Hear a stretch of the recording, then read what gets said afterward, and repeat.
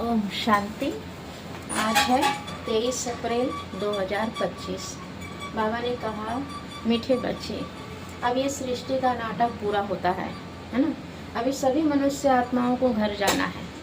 कलयुग के अंत के बाद सतयुग जरूर रिपीट होगा। ये राज सबको समझाना है। फिर बाबा ने कहा, आत्मा पार्ट बजाते बजाते थक गई है और थकावट का कारण क्या है।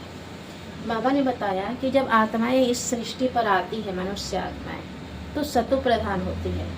सतो प्रधान अर्थात आत्मा की जो सातों गुण है उसमें सतो प्रधानता होती है, अर्थात भरपूरता होती है हर गुण शक्ति से। लेकिन आत्मा जब इस धरती पर आती है, पार्ट बजाते बजाते वो तमो प्रधान बन जाती है, विकारों में जाती है, तो पाप करती है। पाप करने से फिर तमो प्रधान होने से दुखी हो जाती है। तो कई भक्ति करती है, भक्ति बहुत किया, तीर्थ यात्राओं पर पैसा बहुत खर्च किया, मंदिरों पे पैसा खर्च किया, सब तरफ से करने के बावजूद जब उसको सुख नहीं महसूस होता है, तो वो किसी न किसी बात से जब तंग हो जाती, किसी एक बात से जो बार बार उसको दुख महसूस होता है, वो तंग हो जाती है। और बाबा आए हैं अब हमारी सारी थकावट दूर करने के लिए, अर्थात हमको सतो प्रधान बनाने आए हैं। फिर से हमें सर्वगुण संपन्न बनाने आए हैं। फिर बाबा ने धारणा के लिए कहा कि सदा हर्षित रहना चाहते हो तो पढ़ाई पर और पढ़ाने वाले बाप को की याद में रहो, है ना। खाते पीते उठते पढ़ाई पर पूरा ध्यान रहे। फिर बाबा ने कहा, बाप दादा के दिल पर चढ़ना चाहते हो तो क्या करो, श्रीमत पर आप समान बनाने की सर्विस करो, किसी को भी तंग नहीं करो।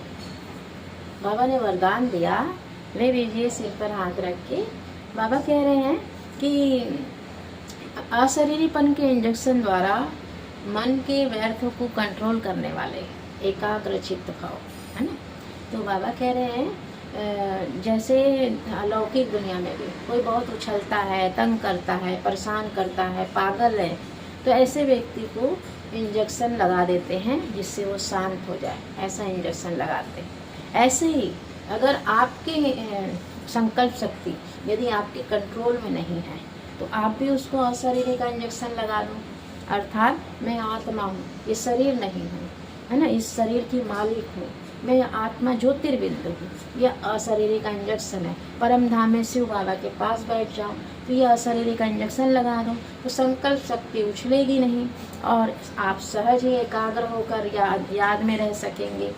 तो बाबा कह रहे हैं, लेकिन यदि आप बुद्धि की डोर जो है बाबा को देने के बाद वापस ले लेते हो तो मन क्या करता है, आपको व्यर्थ में डाल देता है।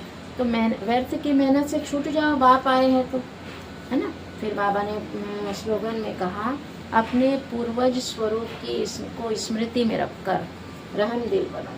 अर्थात अगर हम अपने आप को पूर्वज समझते हैं तो ऑटोमेटिक सारे धर्म की आत्माओं को शक्ति जाती है। तो कितना हमें बाबा ने जिम्मेवारी का ताज दिया है, पूर्वज फरिश्ते बनकर सबको शक्ति देने का। तो वो कार्य करते रहना है, सबको शक्ति देते रहना है। देख रहे हैं ना, आत्माएं तमो प्रधान हो गई है, इतनी तमो प्रधान हो गई है कि रोड पर दिखाई देता है हर चीज़, है ना। विकार जो है रोड पर दिखाई दे रहे, काम विकार अति में चले गया। क्रोध तो इतना है कि हर घर में लोग क्रोध करते मिल जाएंगे, कोई है ही नहीं ऐसा जो बिना क्रोध के बचाओ। ऑफिस में तो बॉस लोग ऐसे क्रोध करते हैं जैसे वो उनका हथियार है, बॉस लोगों को जैसे अधिकार मिला हो क्रोध करने का। तो इतनी अति में चले गए और उनको पता ही नहीं चल रहा है कि वो दुखी हो रहे हैं, तमो प्रधान होने से कितने परेशान हो रहे हैं, बीमारी से ग्रसित हो रहे हैं। इन विकारों की वजह से तो हो रहे हैं, लेकिन आत्मा समझ नहीं पा रही है, आत्मा के गुण क्या है उसको धारण नहीं कर पा रही है। तो दुनिया इतनी थक गई है। तो भगवान कहते हैं उनको शक्ति दो, अपने रहम की दृष्टि रखो। ओम शांति। स्वस्थ रहिए, मस्त रहिए और प्रभु की याद में व्यस्त रहिए।